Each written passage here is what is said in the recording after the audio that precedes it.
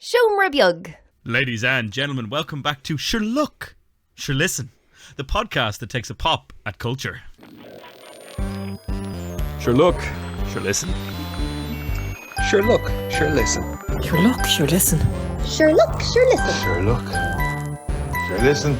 Sure look, sure listen. Sure look, sure listen. Oh, very exciting, Benjamin. We're on the penultimate episode before Christmas. Oh, thank God, Michael, it's nearly over. It's nearly the end of the year 2021, and may it rest in peace, the absolute son of a bitch. Michael, we're going to get a 2022 repeat, I'm telling you. Bad sequel.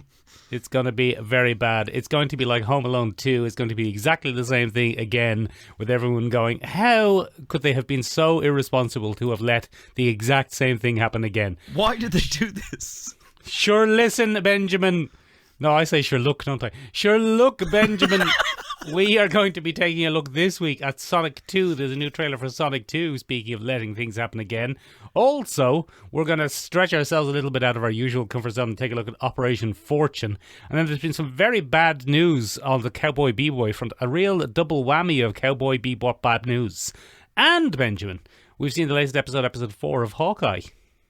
Sure, listen, Michael, if the wheels weren't coming off your sanity fast enough, this week we've made ourselves rewatch all of the Spider-Man films before the MCU reboot. Benjamin, you said to me, Michael, do I have to watch Spider-Man 1, 2 and 3, 1 and 2 before I can enjoy Spider-Man 3 again? Again. Spider-Man 3 again. Yes. And Michael lied to me and said, yes, you do. It's essential watching. And Michael, I'm here to tell you, pal, I don't think it is. No. Well, I knew that, Ben. It was all a ruse de guerre, as it were. Benjamin, for today's episode, we'll be referring to them as Spider-Man 1, 2 and 3, Spider-Man 2, 1 and 2, and Spider-Man 3, 1, 2 and 3. Oh, I see. Okay. I'd like you to stick to that. I know you struggle with numbers, so that's going to provide a lot of this week's amusement. Oh, no, Michael, I see the mistake you've made there. I don't struggle with numbers, Michael. I struggle with life. Life, that's what I meant, It's a general thing. Benjamin. Yes. Speaking of struggling with numbers, have you seen a trailer for Sonic 2? This time there's more Sonic. Michael, I made the running order. I think you know I have. Well, Ben, I know, but it's kind of a little podcasting conceit for the listeners. It is. Oh, yeah. Michael, I have. And in anticipation of that rewatch, I went and watched Sonic 1 because I've never seen that, Michael. I've never seen Sonic 1. You've watched a lot of films this week, Ben. I have. I've been a very busy boy, Michael. How have you had so much time to be watching films? Michael, it's the cold winter nights. It's the cold winter nights, Michael. They're long and unforgiving. And sometimes you want the warm, balmy embrace of a good old film. Now, Michael, so far this week, I've only gotten the warm, balmy embrace of one good film, and then I've had to watch 5 shit ones. Oh, no. What was the one good one? Are you saying that the one good one was Sonic? It was Sonic. With your one favourite good film I've watched this week is Sonic. With your favourite James Marsden. James Marsden is such a handsome man. So handsome, so generic. He's so handsome. Benjamin, who's doing Sonic's voice in Sonic 1? I forget. It's Ben... Templesmith. No, it's not Ben Templesmith. That's what we'll be reading next week on Collecting Issues, the bi-weekly comic book club. Oh, yeah, I got mixed up. Yeah, you got mixed up there, Michael, but that's okay. It's... Ben Shapiro. No, it's not Ben Shapiro. Ben Shapiro. It's Ben Shapiro. It's not Ben Shapiro. It's noticed conservative commentator Ben Shapiro. It's not Ben Shapiro. So Sonic just runs up to people. He runs up at like 1,000 miles an hour, and just as Dr. Robotnik is about to grab the Chaos Emerald, Ben Shapiro says, well, I think you'll find that the gender wage gap is actually an illusion. Chaos Emeralds don't care about your feelings, you liberal cuck. I don't know if Ben Shapiro takes quite that attitude, Ben. But anyway... What are we talking about? There's a trailer for 2, Ben. One of the things that has upset me about this trailer, and let's get straight into what's upsetting me about things this week, is, Benjamin, I'm a real bloody Sonic the Hedgehog purist. In fact, I have a cartridge of Sonic the Hedgehog 2 here in my hand for some reason. Totally unrelated to this trailer. Okay, that's handy. I just happen to have this here with me. You actually do. We'll take a picture of that later on for the Instagram. There you go. Look, you can see it. It's reflecting my fancy new ring light. Do you have a ring light? You fancy little bastard. I've got a fancy new ring light. When did you get a ring light? That's where your eyebrows went last week. Yeah. Everyone knows. You didn't tell me you made an exquisite lighting change to improve your aesthetic quality. Benjamin, have a look at that cartridge there. And who do you see on that cartridge there? I see one hedgehog and one fox with the genetic mutation. That is Sonic the Hedgehog, Ben. Yes. and mild-tailed prower. Very good. Ben, do you know the history of that name? It's quite funny, actually. No, go on. Give me a little history there. The Japanese wanted to call him Miles per hour. Right. Ben, do you get the joke miles per hour? As in miles per hour in a vehicle. Yeah, exactly. Like going very fast because Very he's good. Sonic's mate. And the Americans wanted to call him Tails Boo. because he's got 2 tails. And they're very as you can see literal there. people, so when they see They're very something, they're literal like, those people. are tails! They're very literal people, the Americans, Benjamin. What do we call this guy? We'll call him Legs. I think the Americans got the name Knuckles. But anyway, Benjamin, where I'm going with this... Those are really pronounced. We should call him that. We should call him Knuckles. And look at his friend over here, Teeth. Benjamin. So they called him Miles Tails Prowers. So his real name is Miles Prower, but his nickname is Tails. Okay, fair enough. But where I'm going with this is, Ben, do you see who's in Sonic 2? Yeah, it's miles tails per hour. Yeah. And it's Sonic. Sonic Prick Hedgehog. Oh, Jesus. Look, he's got very prominent pricks. He's got very prominent pricks. We'll just call him the Blue Prick. Well, maybe not. Let's not. Benjamin. Yeah. There's no Knuckles in Sonic 2. There isn't. And the kind of big twist at the end of Sonic, well, not the big twist, but the Marvel-esque teaser for the next one was the introduction of Tails. Yes, there was a little whirlwind with some leafy boys. Yeah, exactly. And then we got a bloody Miles Tails per hour saying, "Oh boy, I hope I'm not too late." Woo-wee. But now, Ben, they've gone and said, I don't know if introducing Tails can carry a film, so let's skip straight to Knuckles. That's interesting, Michael. That was my thought on the original Sonic, where I said I don't know if Sonic can carry an entire film. But you enjoyed it in the end. I did enjoy it in the end, Michael. Jim Carrey is back to his roots. He's just Jim Carreying about the place, isn't he? But he did it great, Michael. I really enjoyed Dr. Robotnik. He's a real prick. Yeah, he's no use. He's great. Yeah, he should have been called Mustache. His following evil the playlist Sonic. scene is phenomenal. What's on his evil playlist, Ben? I don't remember. It's Turning Me Evil. It's a 60s song called I'm Feeling Evil. And it's from the 1960s. It's about a woman who's bewitched a young man so much that he's feeling like doing evil things. Now, Michael, that'd never hold up today because consent is power, and that's what we believe here at this podcast. But it's a pretty weird song. But Jim Carrey is having the best bloody time to that song, and it was my favourite scene in the whole movie. Oh, very good. Benjamin. What? Knuckles, you see, is the classic. Knuckles is a classic 90s character, Ben. He's like the main character, right? But he's a little bit more extreme. Right. And initially, they have a misunderstanding. Classic. And therefore are enemies. Yes. And then later, they do a team-up. Of course they do. Is that what's going to happen in this film? I hope so, Michael. But come here to me. Tell me something. Why is Idris Elba in everything? Because Idris Elba is very hot right now, Ben. He's been very hot for quite a long time. Idris Elba has never stopped being hot. From Stringer Bell to now, Michael, Idris Elba has blazed a trail for British actors in Hollywood. Yeah, British actors playing purple echidnas with big knuckles. First to do it, Michael. First to do it. Yeah, I don't think he is the first to do it because lots of people have voiced Knuckles in previous games. First to do it, Michael. Probably the first on film, Ben. First on film, Michael. Michael, it was Ben Schwartz, by the way, who voices Sonic the Hedgehog. Ben Shapiro. Ben Shapiro. Schwartz is like comedy's Ben Shapiro. So, I mean, yeah, you can see it. I quite like Ben Schwartz. I don't like Ben Shapiro. Oh, I thought you quite like Ben Shapiro as well. No. It's a common mistake. They do think that all Bens know each other and like each other very much because of the narcissistic quality of the name, but no. Yeah, and you're on the Benternet. The Benternet. Yeah, it's like the internet, but only for Bens. It's very extreme. Very interesting. Very right-wing. Yeah, it's very right-wing is on the old Benternet. Come here to me, Michael. Come here to me. I'll tell you who's not on the Benternet, Ben.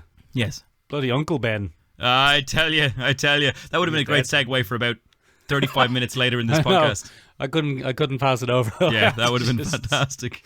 Had to get it in there. Benjamin. Yeah. Speaking of things that probably would be better off passed over, I really thoroughly enjoyed the trailer for Operation Fortune. Michael, I'm in. Consider me pre-booked at the cinema whenever that comes out. Looks great. The latest film, Ben, from Guybrush Richard. I tell you what, Guybrush Richard, Michael. Yeah. Makes great films. Sometimes, yeah. I have to say, the win versus losses streak on the L. Guy Ritchie films, Michael, is in the very positive sphere of that side of things. Yes, he did that one with Madonna, remember? Ah, yeah, Swept Away, Michael. Yeah, he did that. That was a big win. Yeah, I bet you didn't think I knew the name of that film. I didn't, surely. I tell you though, What? I liked The Gentleman. Yes, that was great. I could take or leave the Sherlock Holmeses though. I liked Sherlock Holmes 1. I thought it was a good little romp, Michael. Yes, but this looks very entertaining. It looks like Jason Statham is playing his character from Spy, aka the only good thing from the film Spy. Yes, the only good thing from the film Spy. He's playing that character, but in a bit more of a real world. Yeah, for real. But he's still very heightened. He's playing it for real, Michael. Yeah, he's playing that character for real. It's great. What a great idea. Someone saw the film Spy and said, oh, there's a hint of a great idea there. Guy Ritchie saw the film Spy. Oh, yes, and that's went, who it was, yeah. That's gas. So he first rang up his good pal Jason Statham, whom he gave an acting career to, and said, "Yeah, come here. You were fairly outshone in that by no fault of your own. There, don't know why you weren't the main attraction in the movie Spy. Come Yeah, here. you're the best thing. How about I make you the main attraction in a movie about a spy?" Yeah. We'll call it Operation Fortune, and your name will be John Fortune. John Fortune. Now, Michael, there's quite a cast going on here. Let's Yes. not lie to each other. Bloody Aubrey Plaza's in it, Michael. Aubrey Plaza appears to be playing Aubrey Plaza. Yeah, we should try and get Aubrey Plaza on the podcast, Michael. She could probably do a good Aubrey Plaza for us. She probably could, yeah. So, yeah, he's there. Jason Statham is there. Josh Hartnett's here. Josh Hartnett's back, Ben. He's usually only picking things that are independent passion projects. Yeah, he's Because having he got burned in Hollywood for some reason. There's going to be an interesting story that comes out of that someday. I feel that there's a Brendan Fraser style story that's going to come out of that someday. Do you think? I reckon he's had a run-in with someone who he's not allowed to say. That's what I mean. But like, it's going to come out one day that maybe that poor man may have been sexually assaulted in Hollywood at some point. I feel like thankfully it's far more a Brendan Fraser than a Kevin Spacey moment. Yes. Yeah. You think he might be more the victim rather than the instigator. Yes, I think it's also very tragic that we now have common phrases that we can use to actually distinguish both sides of that argument. Yeah. Well, at least it's not a Harvey Weinstein. It's not a Weinsteining. No, we've avoided that. Anyway, he's in it. The young fella from The Gentleman is in it. Yeah.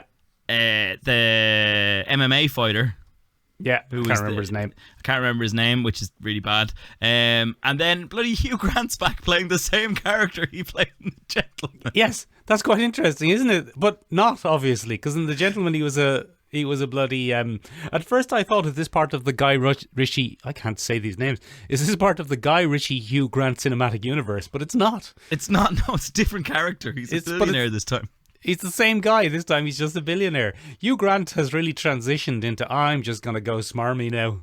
Why not? Maybe this was always Hugh Grant. Maybe Hugh Grant was fooling us all for years with his bumbling, charming British persona. But he was actually always just Fletcher from The Gentleman. Benjamin, I have seen this plot before. Where have I seen this plot? Where they get an actor to play a spy? Oh, that's a great question. And you're right. It has been in something before. Oh. It might have been the film Spy with Jason Statham. It's Go on. The Spy Who Knew Too Little with Bill Murray. Is it? Bill Murray plays a bumbling American who goes to what he thinks is a immersive theater experience where he gets to be the main character in kind of a crime drama, but it all spirals out of control, Michael, and it's a spy mystery at the end, and he's bumbling along because he thinks it's all a show. Oh, yeah. Yeah, this is a bit different because Josh Hartnett does seem to know that it's going on. He does seem to know that it's going on, but I cannot remember for the life of me what it is. It also, Ben, has Carrie Ewells. Who's that, Michael? Who you know from being Wesley in The Princess Diaries. Oh, yeah. Yeah, he's there. He's there as well. I saw him the other night in A Castle for Christmas, Ben. One of the worst movie-going experiences I've ever had. What's A Castle for Christmas, Michael? It's the latest film, Ben, in the Netflix Christmas cinematic universe. Where a young, struggling woman who's an ambitious person and a go-getter inherits something. Yes, but it's not. It's Brooke Shields, and she's 60. And she inherits a castle. No, she falls in love with a guy who owns the castle, but she has money. And Ben, look, it doesn't bear talking about. Right, okay. It has Carrie Ewells in it. Okay, I think I'd like to see that film now, Michael, so I'll go watch No, that it's- after this. It's no use at all, Ben. Ben, there's a whole Netflix. This is amazing. I've only discovered this over the last couple of days. There's a whole Netflix Christmas movie cinematic universe where they do. Every year, Netflix releases 4 or 5 Christmas films. Are they all And, connected? and they're all connected. And the characters cross over and do cameos and post-credit scenes and stuff. It's absolutely hilarious. Michael, I know what next week's topic is. Well, I've already seen most of them. Yeah, so that's great. You're sorted. need I'm be, about yeah. to go through another week of hell. But anyway, my favourite thing about this is the name of the man at the centre of this. Jason Statham is playing a character called Orson Fortune. Yeah. What a name! I think it's John Fortune. Is it not John No, Fortune? it's Orson Fortune, Michael. I've looked it up. Great name. I thought this was another kind of Man from Uncle style gig where it was based on an older property and it's getting a reboot. But I don't think it is. I think Guy No, Ritchie has finally said, nah, I'm making my own spy film. It seems to be its own thing, yeah. It seems Yeah. to be he's doing his own thing. But it's just such a complex name for its own thing. Ben, I had not seen sight nor sound of this. It just popped up in front of a YouTube video I was watching. And I can't remember the last time a trailer made me want to see a film. Trailers are they've so lost their way in what they're supposed to be that like now trailers are like if you look at any of the Spider-Man trailers, Yes. the Spider-Man trailers aren't designed to make people want to see the film. The Spider-Man trailers are designed to build hype. Yeah, it's they're hype all machines. part. Yeah, it's all part of the. But this was more like. You've never heard of this film before, have you? Would you like to see it now if we show you these bits? And I went, yes, I would like to see it. That looks great. Turns out it's a resounding yes. Yes, I would. I'd love to see that. Thank you very much. Oh, very good of you, YouTube. Finally, you get one right. Once a year. Once a year, you YouTube get one right. delivers. I tell you what, though, Ben. There's one thing that apparently people don't want to watch, Oh, okay. What's that? and that's Cowboy Bebop on Netflix. Aye, Michael. Unfortunately, we have seen the cancellation of your new favourite show, the thing that you are most obsessed with, so much so that you went out and bought a blue velour suit, Michael, Yeah. and a corgi, which I Yeah. think was a misplaced Bad choice. purchase, Michael. Adopt, don't shop. But there you go. And so much so that you've actually changed your name in a miles tails per hour kind of twist. You are now Michael Spike. I'm not going to say your second name because No, you can. Leonard. We do. We often Michael do. Spike Leonard. It's on the website, Ben. Michael Spike Leonard, which is it's a step up from Michael Spiegel Leonard, which may have been lost in translation somewhere. Yeah, well, I tell you what, it was originally Michael Spike Fearless Spiegel Leonard, but that was a bit much. It was a bit much. It was a mouthful, as they say in the industry. Yeah, people didn't really take to it. Just like the Netflix series Cowboy Bebop. Benjamin. Yeah. I think this is a great shame. I think it could have been very good. Do you? Yeah, I think it could have been. I think season 2 and 3 of that could have really taken the reins and run with it. I think that's a real sad lost opportunity there. Oh, okay. Hmm. Well, that is a shame, Michael. But as was pointed out to us by a good friend of the podcast, 9 Wassies. Yes. How many Wassies did you say there? Sorry. There's 9 of them, Michael. 9 Not of them. to be confused with internet sensation 8 Wassies or Yeah. the much maligned 10 Wassies. 9 Very Wassies. derivative. Just enough Wassies for us. Yes. But he got in touch with us on the Discord, which you should all get up on. Hop up on it. Hop up on that Discord, baby. And he gave us some very sad news. It turns out that the original writer of the Cowboy Bebop animated series, Keiko Nobumoto, Yeah, I think it's Keiko. Keiko Nobumoto, Yeah. I will have butchered that in one form or another, has sadly passed away at 57. 57, not a great innings. Not a great innings, quite abrupt. Quite abrupt, as we often say on the podcast, Ben. Apparently, Ben, and no great anime fans are we here at the podcast. We are not. I have seen 3 episodes of Cowboy Bebop, 6 episodes of Dragon Ball Z, most of One Punch Man, and Akira. That's it. And we're gonna keep updating that list. Every time we watch a new anime, I'm gonna add it to that list. But Ben, apparently, almost single-handedly, and I don't believe in great man syndrome, Ben, where You don't, Michael. people single-handedly do things. Good man. But largely responsible for the move towards realistic depictions of people in anime. Yeah, so she also penned a very famous anime Christmas movie called Tokyo Godfathers, Michael. What's that about? Tokyo Godfathers is about 3 homeless people that find a baby. Ben, you're thinking of the film Three Men and a Little Lady with Ted Yeah, Danson. I am, but this time they're homeless and in Tokyo. Oh. Ted a dancing. Yeah, pretty much. There's a bit of a vibe like that going on in it. And it's about their kind of epic quest to get the baby into the hands of their parents because they feel that the baby's been misplaced as opposed to intentionally abandoned. Oh. And what happens is they go through Tokyo and they meet all kinds of wacky characters, and it's a very heartwarming Christmas tale, Michael. Where can I see that, Ben? On Crunchyroll? No, it's on the old Netflix, Michael, as we speak. Is it? Yes, it's on the old Netflix. So we Well, can take what a a look at fitting tribute to that writer then, to watch that this Christmas. So maybe that would be a nice thing to do this Christmas, is watch the classic Keiko Nobumoto film, Tokyo Godfathers. Godfathers, that's what you said. Okay, Benjamin, perhaps I will. Benjamin! Yeah. Speaking of cities at Christmas, are you enjoying the old Hawkeye still? Ah, Michael, I What think is it? you know I am. Oh, it's very good, isn't it, Ben? Ben, did Very you see good. Did you see the latest teaser for Spider-Man You're So Far Away From Home? I'm not watching the teasers anymore, Michael. I have stepped away from the hype machine. I am now going to wait to see it with yourself, your good lady friend, good friend of the podcast, Shane, Yes. and other good friend of the podcast, Jim. Sorry, my brain just went, no. I would like to know there, Ben, did you forget Jim's name or did you forget who was going? No, Jim. Jim. Ben, I was almost Ben, going to use his real name. That's where my brain went. Yeah. Ben, Yeah. hold on a second. He's a public figure. He doesn't mind. Okay. Ben, Yeah. what was I saying? What was this that I was saying? I'm not going near the hype machine. There's a new you're not going to teaser. do the hype machine. In the latest teaser, Ben, Right. the latest teaser is the first 30 seconds of the film. Oh, boo. And I won't spoil it for you, but he does web swing past a large billboard for Rogers the Musical. Get out of town. So it would appear, Benjamin, that this film is set around the same time as Hawkeye.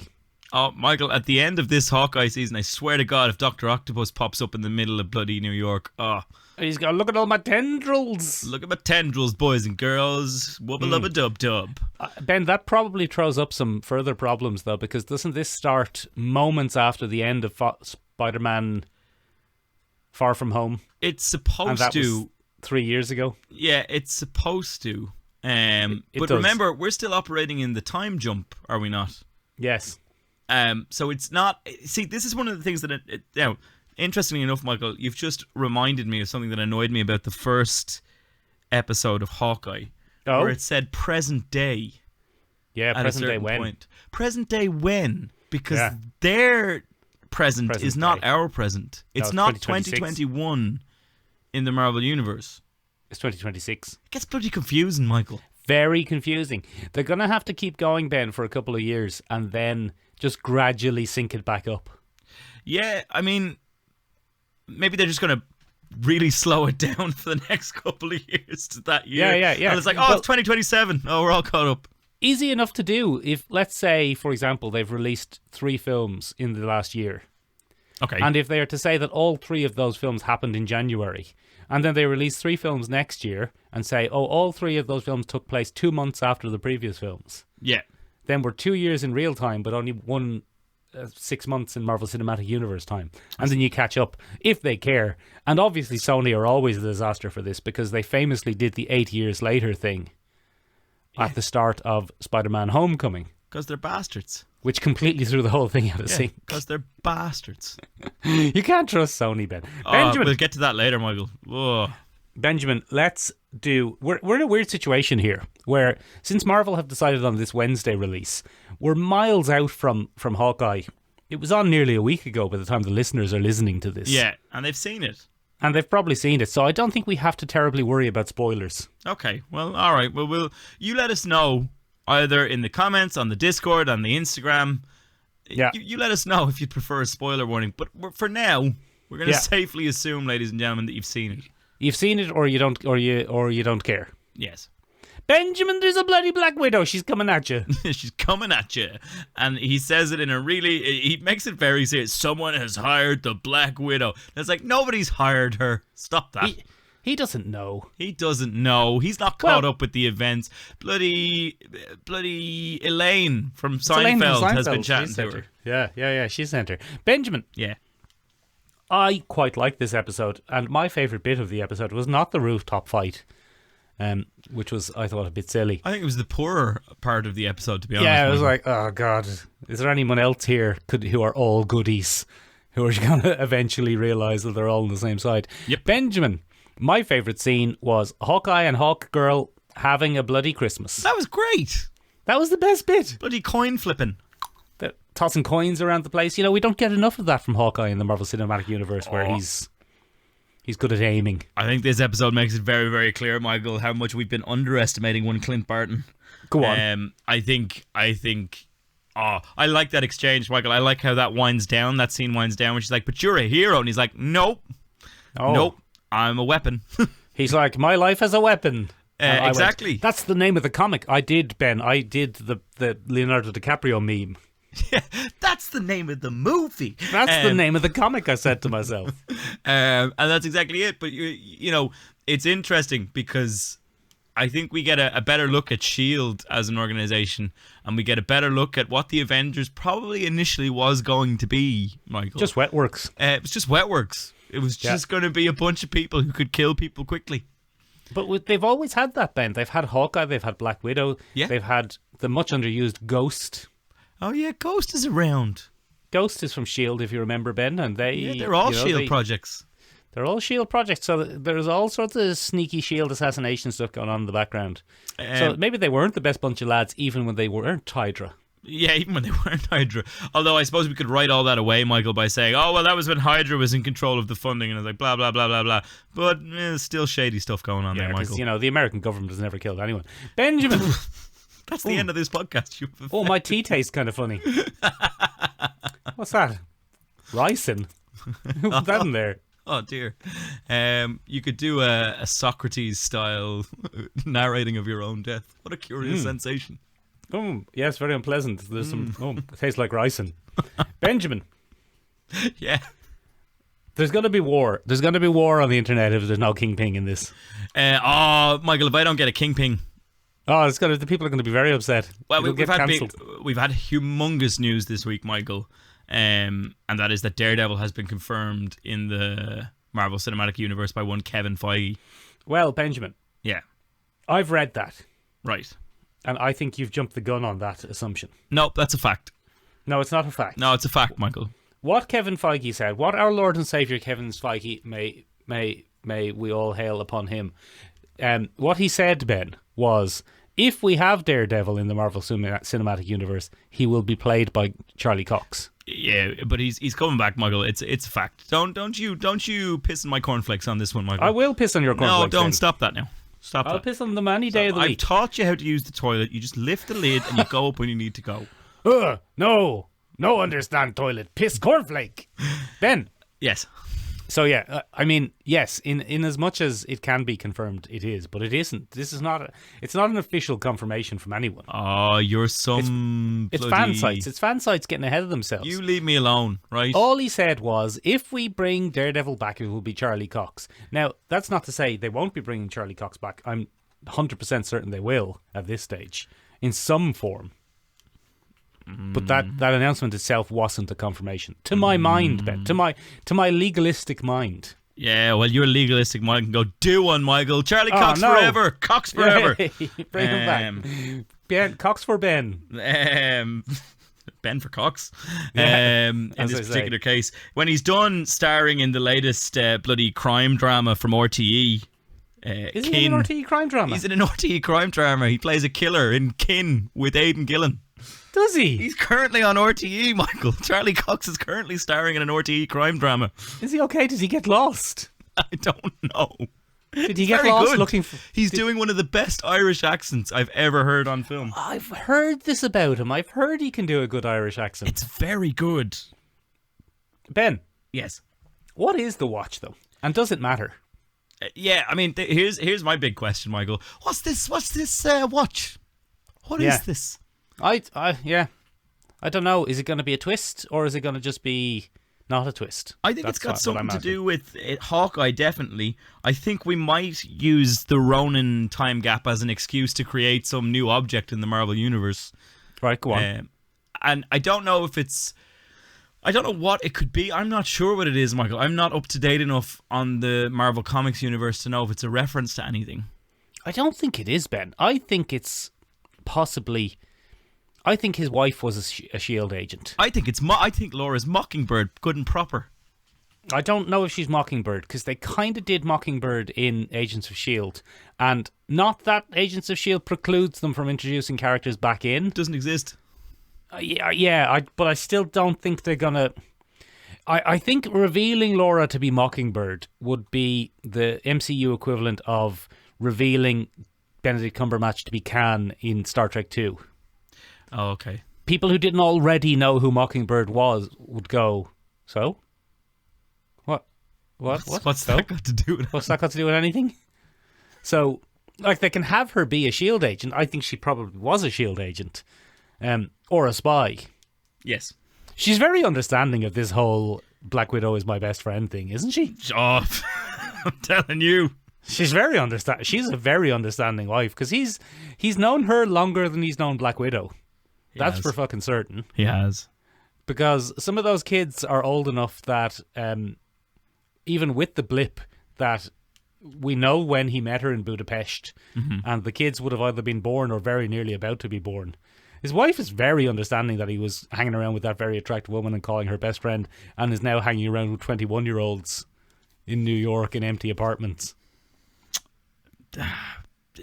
A bit too understanding, if you ask me. Very, very understanding, in my opinion. No, I think what we're supposed to take from that God level trust that she has in her husband is that Clint is just a very good guy. Yeah. Don't worry, Laura. It's just Scarlett Johansson. It'll be fine. It's just Scarlett Johansson. Yeah. And Hollywood sensation Hailey Steinfeld. Hollywood, she's like, I was in Scooby-Doo, you fuck. I tell you what, they're not covering it up at all in this, Michael, is how old Clint is getting. Yeah, I like that. It's good. It's good. Like, Clint is worn out. Yeah, he's like, oh, my ears are very sore. One of my favourite things is him strapping the different kind of mojito concoctions to his body. Yeah, that was some serious product placement, wasn't it? And he's just like, oh, God, save me. Oh, the pain. I liked Ben. I liked the dinner table scene. Yeah, I thought you called that on the money, Michael Leonard. I wanted to text you while I was watching it. You nailed that. What did I do? You said that last week. You said, I think it's going to be a whole big misunderstanding and we're probably going to have a table scene. And, and then he stole the sword back. Chef's kiss. You nailed it. He stole the sword back, Ben. He stole it back, Michael. Not a bother to him. He's got it now. Okay. That was so underwhelming. He's like, oh, he's got the sword. Is he going to do a DNA on it? I thought we might have a nice little Jack moment where he'd be like, oh, what you got on your coat there, bud? Well, Benjamin. Yeah. This isn't my thought. I saw this on the internet somewhere, perhaps on Reddit. But wasn't it funny that Jack Duquesne, who we know is going to be called the Swordsman at some stage, yes, thought Clint's superhero name was Archer. Yes. So if he called him Archer, then Clint could call the other guy Swordsman. Oh, Swordsman. And he'll be like, that's not my name. I'm something Duquesne. Exactly, but that's where his superhero name can be snuck in. That's very clever. That's what they like doing in the MCU, is sneaking in a superhero name and not using it, and then everyone just accepts it and start using it. No one said Black Widow until the end of Civil War, I think. Yeah. And now it's like everyone calls her Black Widow constantly. Yeah. I don't know. It's an interesting one. I'm looking forward to seeing the rest of it, Michael. I'm really enjoying the series so far. I think it's very grounded. It's very good. The rooftop fight scene, as I said, in this particular one, not as good.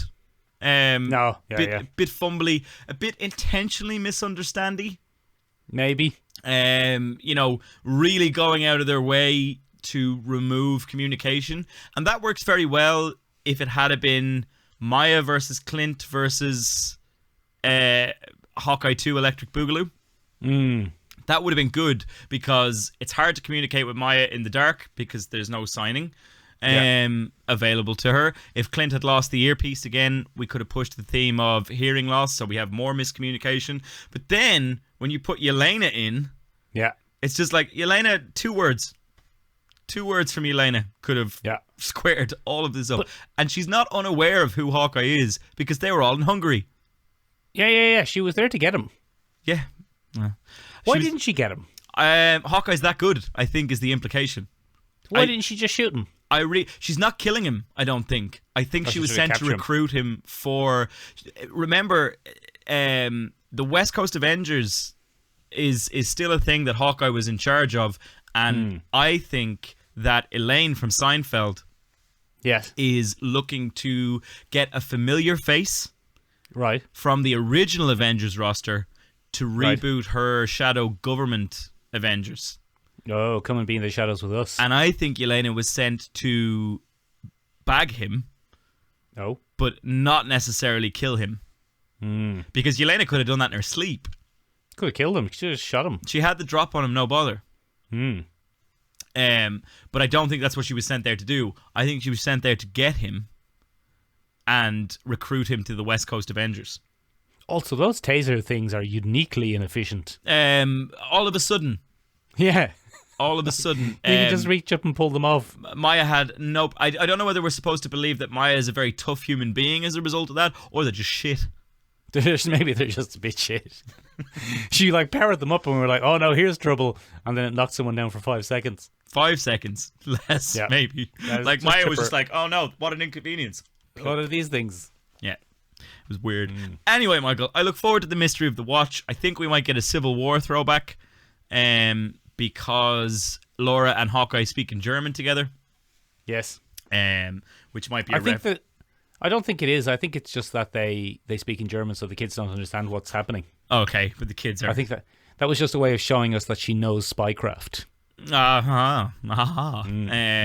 that's what's going to happen. I hope we get Kingpin. Yeah, we probably will. There was a lovely exchange during the week where Twitter was kind of going bananas over the fact that Charlie Cox has been all but confirmed. All but? He's all but that Charlie Cox. Very thick. 2 C's. Thick with 2 C's. Glutes with a capital G. And everyone was waxing lyrical about the amazing performances. And Vincent D'Onofrio just chimes in and he's like, let's not forget about Deborah Ann Wall, who did an amazing job as Karen and brought heart to the entire series. And she was like, oh my God, praise from you means the most in the world to me. Thank you so much. And I was like, Vinny D, class act. Class act. Seems to be a class act. Hope he doesn't turn out to be a real Kevin Spacey. Benjamin. Yes. There's so many Spider-Men. Michael, too many Spider-Men spoil the broth. That's what they say, Ben. So we are... I tell you, Ben, who isn't on the Benternet, Uncle Ben. What a segue. What a segue. Ben. Yeah. We are very excited about going to see Spider-Man on Wednesday. It's the most excited I've been all year. Michael, I would like to just quickly put a little segue in there. I was excited about going to see Spider-Man. I don't think I am anymore. All right, why? Go on. I think this week's topic may have reminded me why we have to reboot Spider-Man every once in a while and why bringing back a bunch of people from those previous movies might not be the best idea. Yeah. Basically, Ben, it rests upon this movie to unfuck 20 years of Spider-Man films. It's not going to happen. And that's a big ask, if you ask me. It's a big fucking ask from a movie series that hasn't really been the best. At delivering what it needs to do on occasion, Michael. Look, let's just clarify what's happened here. You and I, Michael, the Icarus level hubris that we fucking hoist upon ourselves on occasion on this podcast, Michael, boggles my mind. Yes, but you and I said, to the sun. Let's do a Raimi review and an amazing Spider-Man review. You know, just to get us ready. For the new one. Yeah. And Michael, God, I wish I didn't. It's a bit of hard going. That was a slog. That was a All right, slog. what are we doing? Are we going to give each film about 5 minutes? We're going to give each film about 5 minutes. We're going to have a look at it. And let's do each film an injustice of doing it about 5 minutes. That gives us 25 minutes. I think it's all it deserves. All right, come on then. Benjamin. So, 2002, Michael. Yes. Spider-Man. Harry Potter and the Philosopher's Stone had just come out. The Philosopher's Stone had just come out. And Tobey Maguire gets the acting gig of a lifetime and fucks it. So Go on. The first thing that took me off guard, Michael, I got a rush of childhood nostalgia for this because I was but a wee lad when this came out, Michael. How wee were you, Ben? 2002. I was born in 1991. I would have been about 9. No, it's 11. But 11. Not a bad effort. Cool. That's only Not 2 a bad years off. effort. But that's full of childhood wonder, Michael. Yes. And I went to see this, and I remember enjoying it specifically. So I sat there and I went, cool. And the first 5 minutes of narration from one Tobin Maguire made me go, oh, I've made a mistake. Uh-oh. I have never seen a man phone in voice narration quite the way Tobey Maguire phones in voice narration in Hi, Spider-Man. I'm Tobey Maguire. I mean, I'm Peter Parker, and I'm a nerd. Are you sure you want to know who I am? I'm Spider-Man. Michael, what a... bleh. No. I think it's all right, Benjamin. It was revolutionary at the time. It's very Sam Raimi. Very Sam Raimi. Going back on it would be very easy to remember it through MCU tinted glasses and think that it is basically like an MCU film, but it really isn't. It's not at all. It's a much more heightened world. It's a 1960s Batman Spider-Man. I wouldn't say it's not quite that camp. Oh, yes, it is. Go on. Give That me examples. entire parade festival, Michael, is camp beyond belief. Don't you The dare festival sit there. is very much it's very much a daytime version of the festival from Batman 1989, isn't it? But worse. Yeah. And Because and it Mary should Jane be up in the there in her daytime. in the middle of the day, and Mary Jane up there in her inappropriate Chinese dress. Sam Raimi. We might get a Kevin Spacey-esque moment out of Sam Raimi yet, Michael. We'll get into that in a second. Look, what we get is the core cast are very, very simply Tobey Maguire, Willem Dafoe, Kirsten Dunst, bloody James DeFranco. Yeah, James DeFranco. And we get those. And Michael, I don't blame the young actors for maybe botching some of this.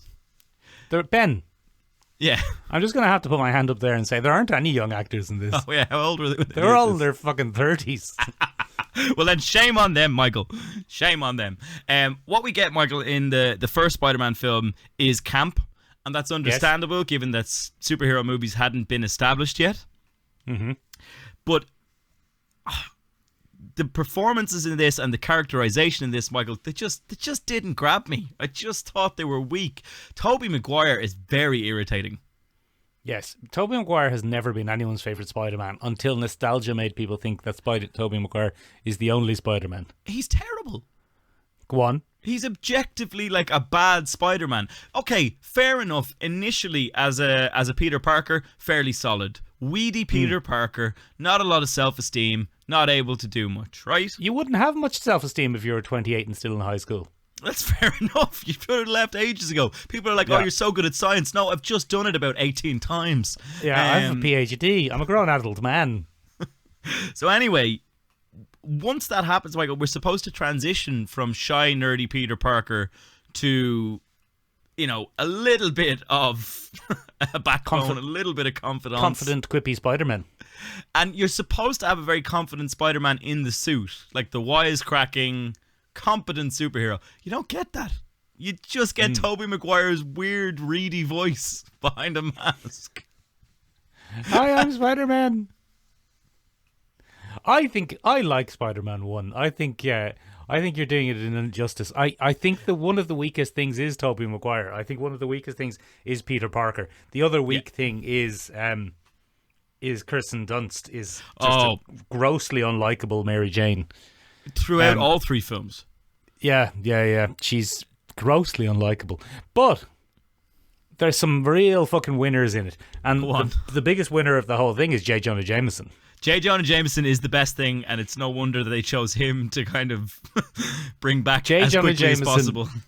Is an incredible bit of casting. And I have to say, although at the time we didn't like the Power Rangers-esque look to the Goblin suit, Willem Dafoe as Norman Osborn is a great bit of casting. He's so over the top. He's a completely different film, Michael. Yeah, it's great. He's like, I'm coming to get you, I'm the Goblin.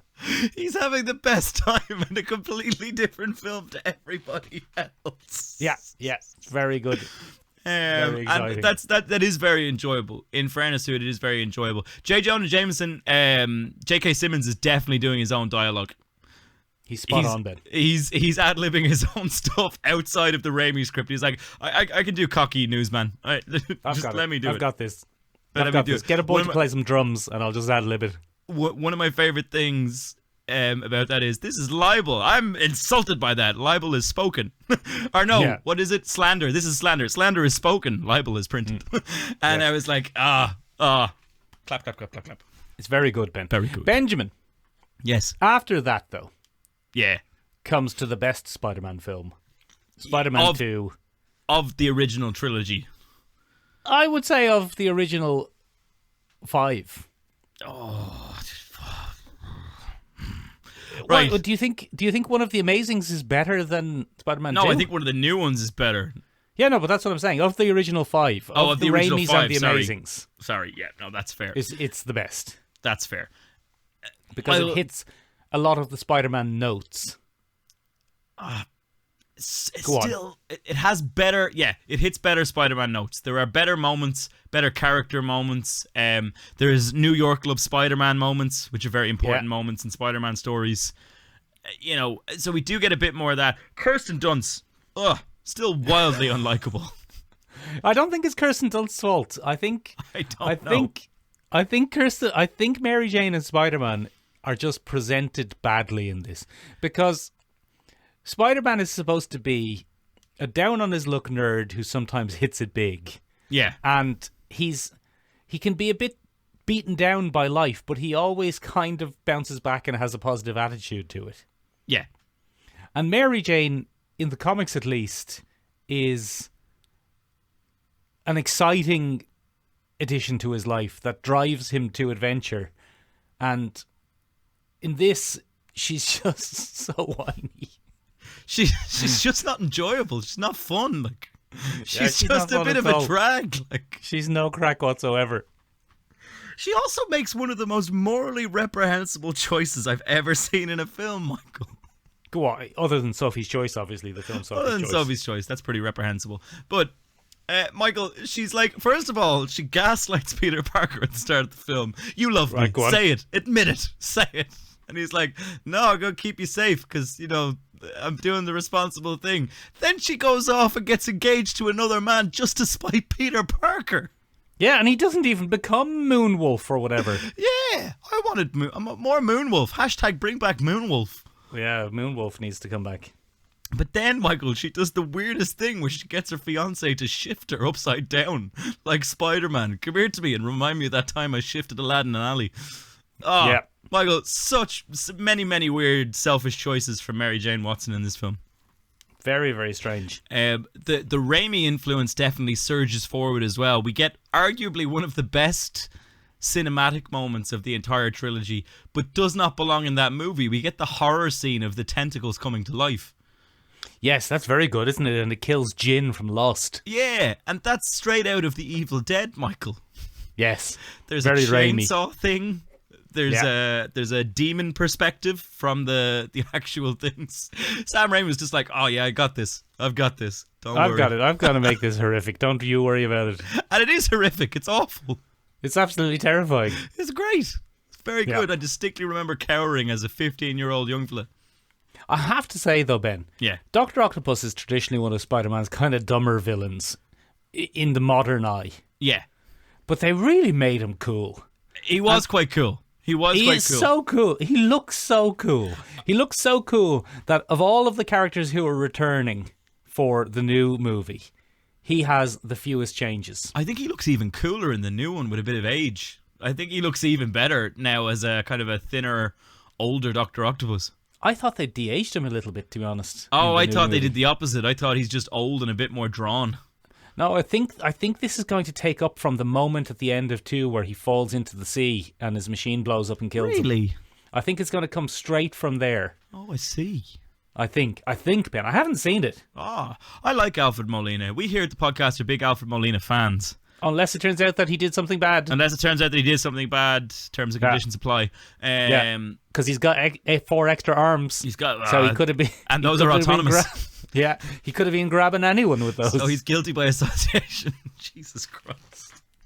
He could have been like fucking 4 Kevin Spaceys at the same time. He was fucking 4 Kevin Spaceys at the same time. Yeah, he could have been. Kevin Spacey would be fine with that. This is Benjamin. Gross. Yeah. He's great. He's absolutely great. He looks great. Yeah. The powers are great. I think from the very few clips we've seen from the new movie, they're going to do it. The one thing I don't like about that one, and this is real comic book bore shit, is that he can take punches from Spider-Man. Yeah. He shouldn't be taking punches from Spider-Man because No aside one from the should robot be. arms, he's just a normal... Yeah, exactly. Captain America, maybe. Green Goblin. Green Good. Goblin, but he's enhanced. He's enhanced. He's in a power suit and he's got a super soldier serum. Yeah. Fine. Sandman. Yeah. He's just turning into a sand anyway. Yeah, he's made of sand, Michael. So it's Yeah, fine. Electro. He's made of electrons. No, he still shouldn't be able to take a punch, Michael. It doesn't. No, I think he should. Electro should. Is he just made of electrons? Is that... He's made of electricity, Okay. yeah. All right.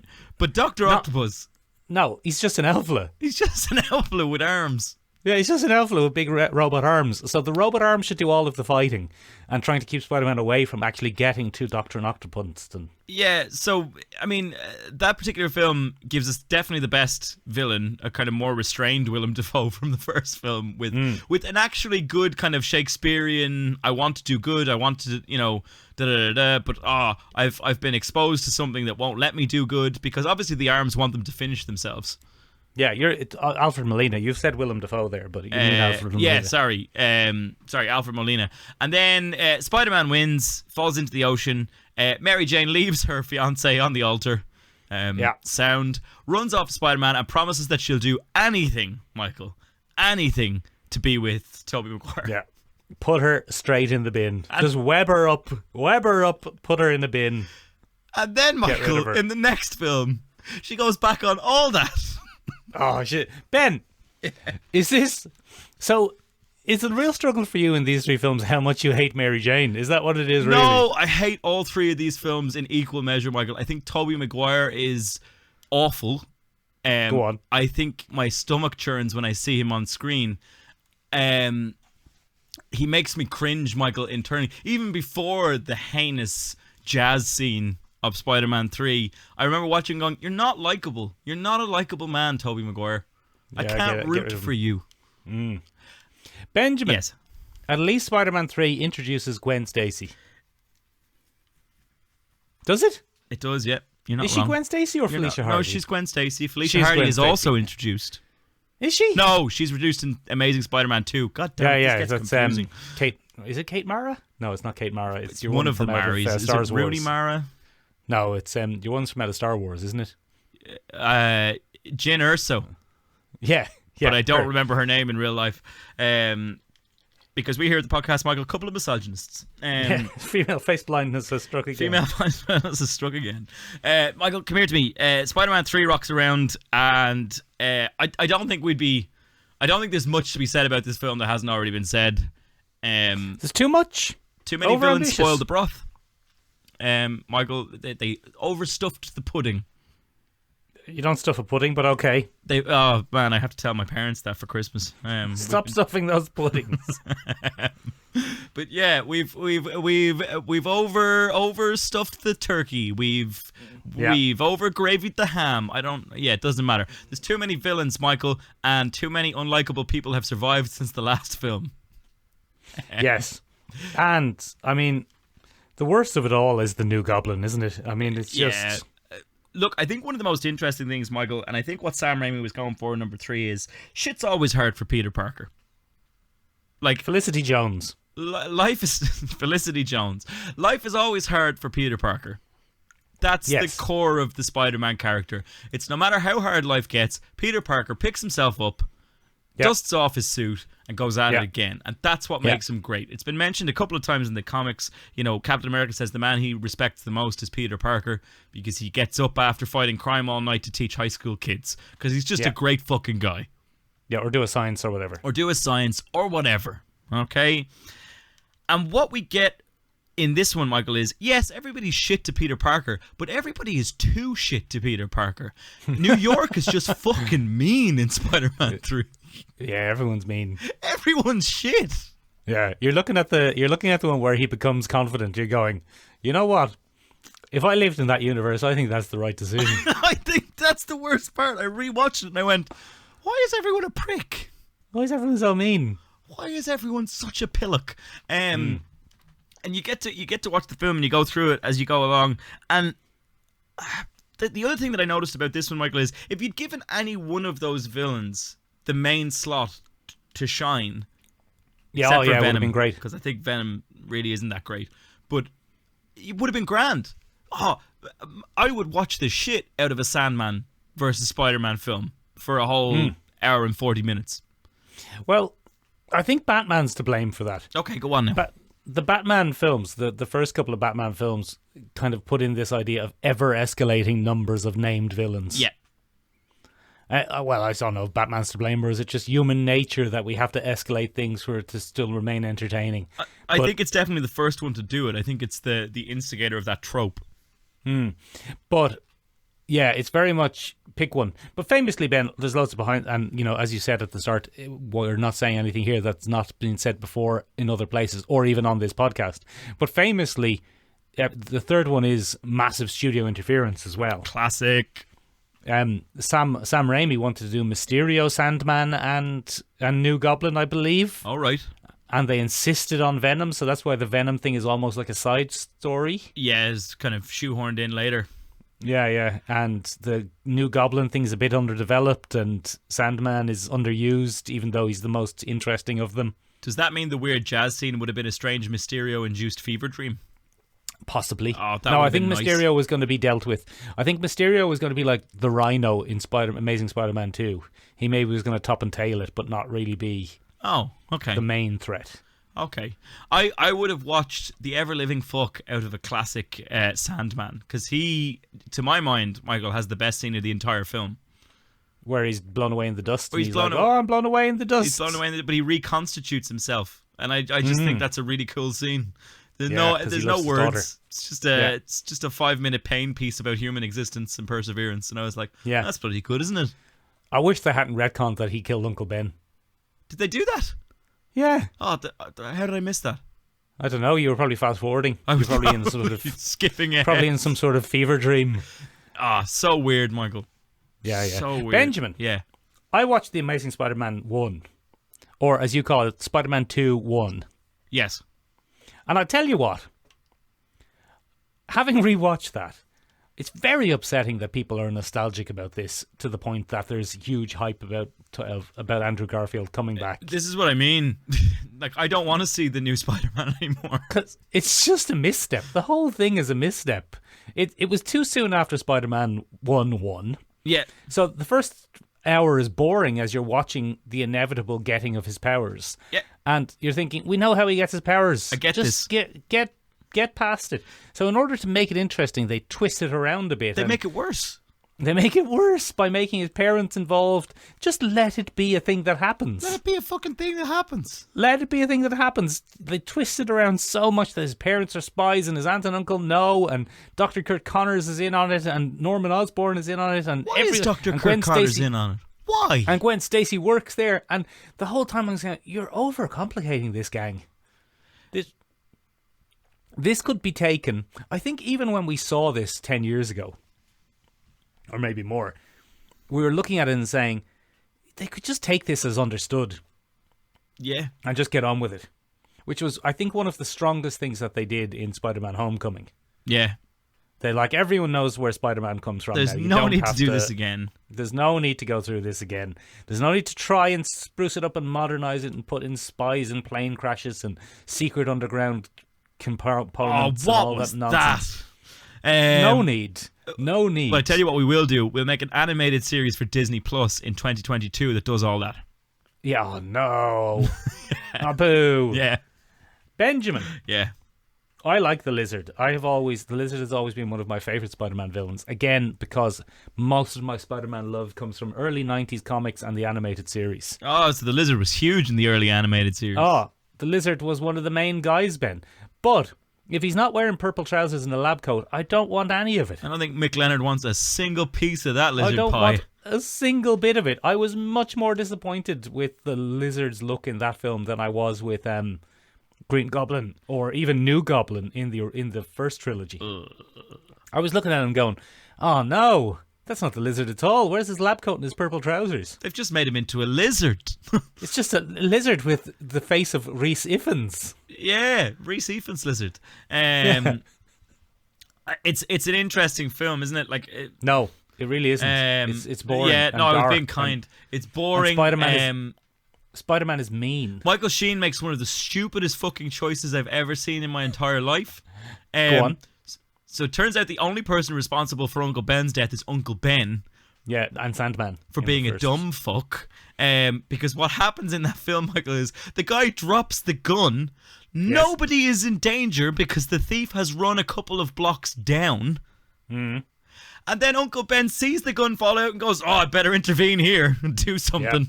He didn't have to do that. He was probably on some forums on the Benternet, and they were like, you have to intervene. You can't suffer from bystander syndrome.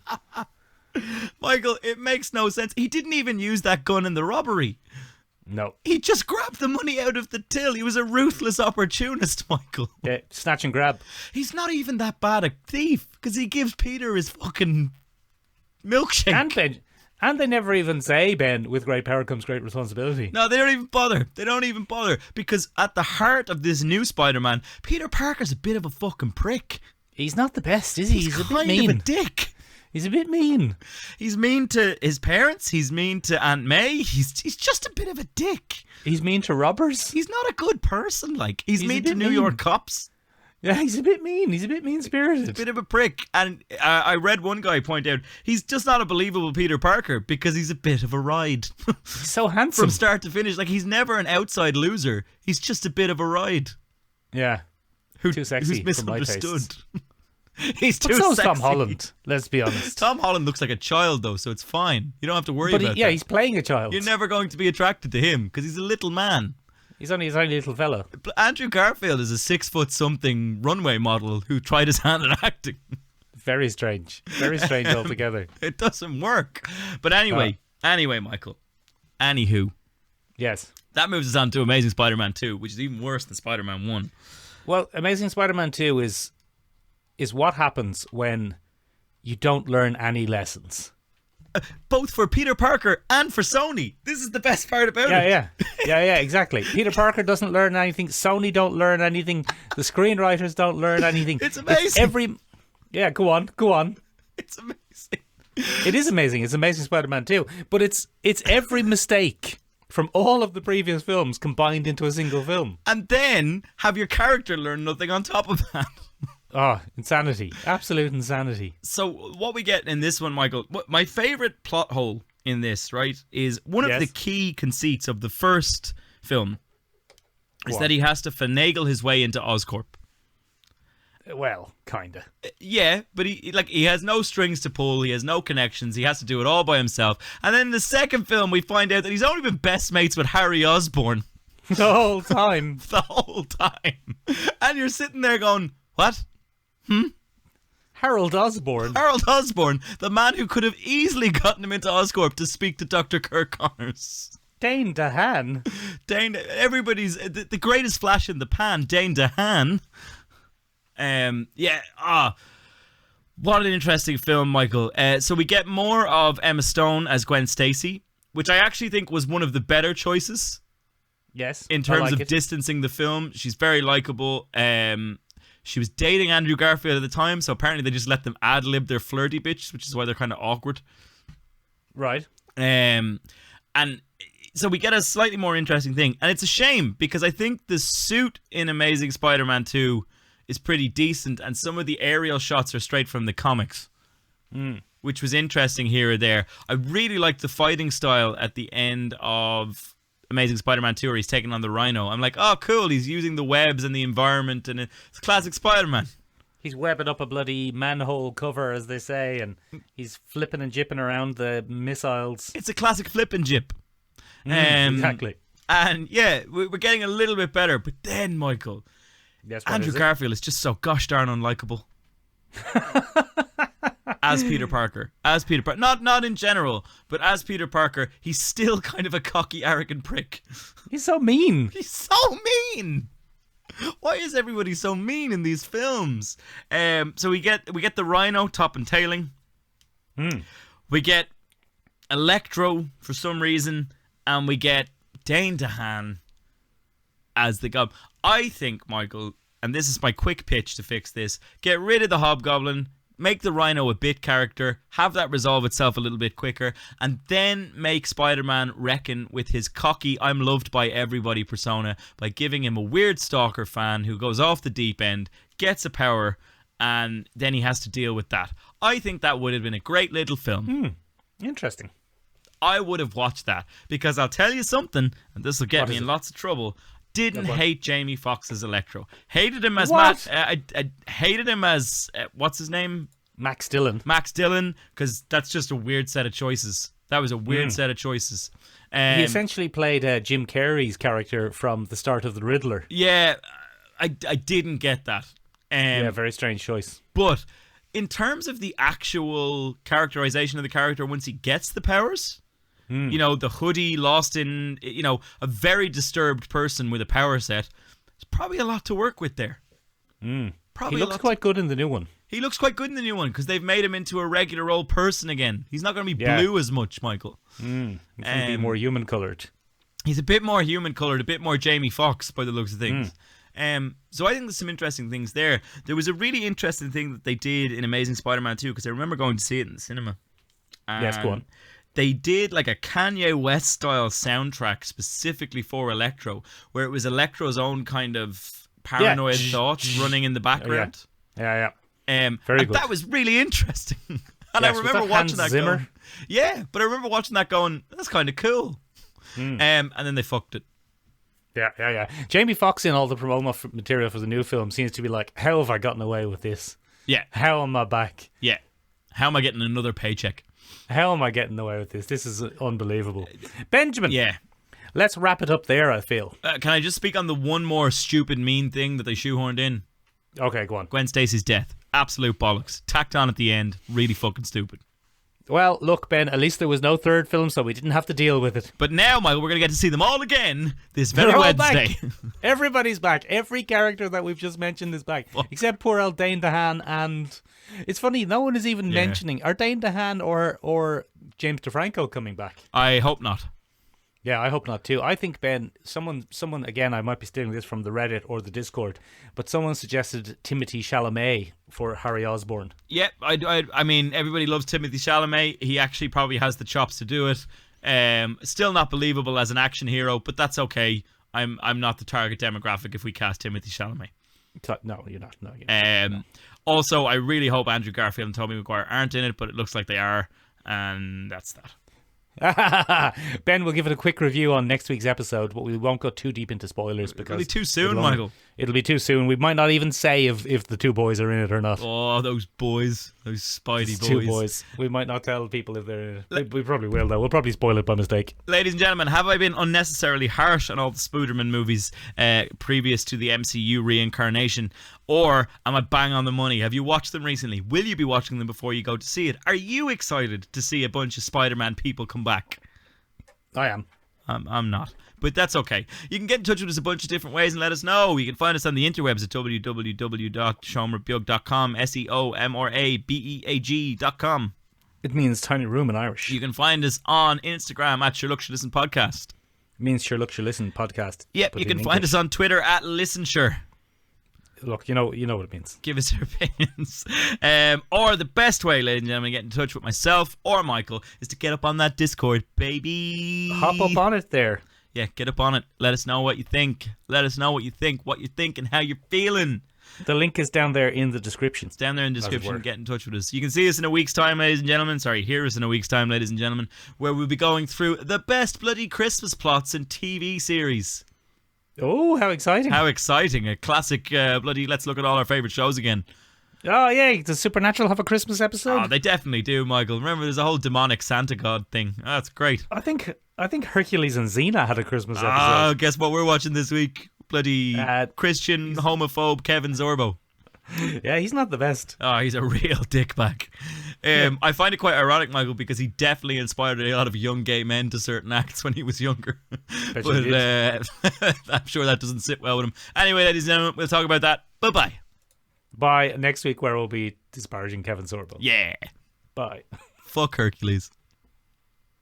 I think that's what they wanted to do.